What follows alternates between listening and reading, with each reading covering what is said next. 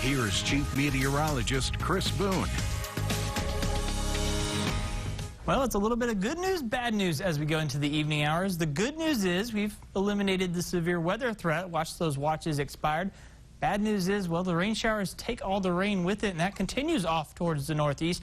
Again, we were talking about it moving in towards the Metroplex area, starting to pass through Dallas, Fort Worth, and kind of taking a closer zoom in. You're seeing it moving through northern Dallas right now, starting to make its way across through central Fort Worth. Again, this line of storms basically lining up with I-20, kind of moving up into I-30 as it moves into East Texas.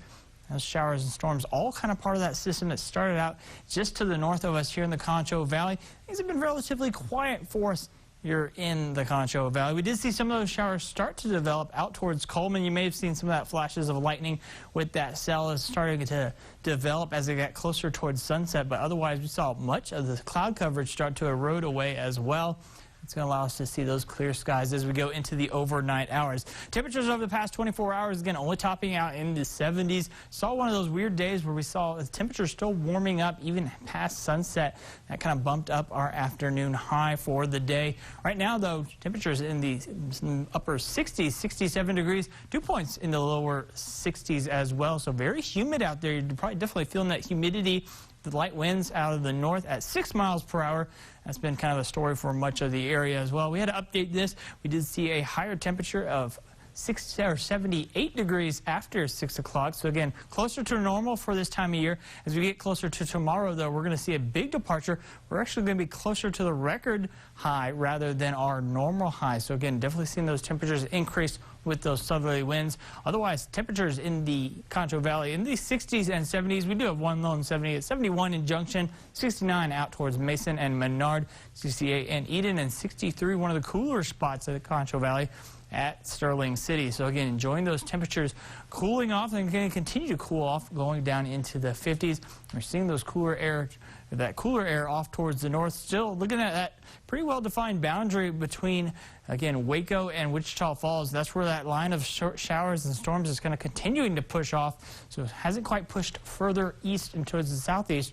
That's going to continue to move off towards the east. I think our rain chances are basically done for the night. We did see those isolated showers out towards the northeast. We'll continue to clear up those skies as we go through the overnight hours as well. But temperatures dropping down into the low 50s. And we're going to hang on to those light winds at least through the overnight. They won't be until tomorrow morning. And we start to see those winds start to pick up later in the morning hours, early afternoon. Could see gusts up to 25 miles per hour at times. That's going to allow temperatures to warm up into the low 90s. Plenty of clear skies. We could still see some of those high clouds passing through, but otherwise plenty of blue skies expected across the area. And again, those winds turning more out of the west-southwest, increasing those temperatures. And then as we go into Wednesday, they turn more out of the north, and that's going to set all the temperatures right back down into the 70s.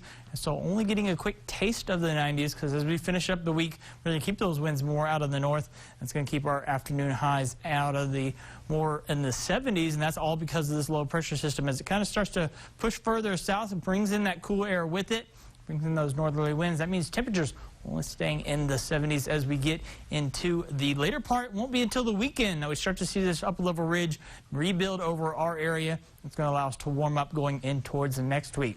Futurecast for the next several hours, we're going to see that low pressure system and all that rain start to push off towards the east.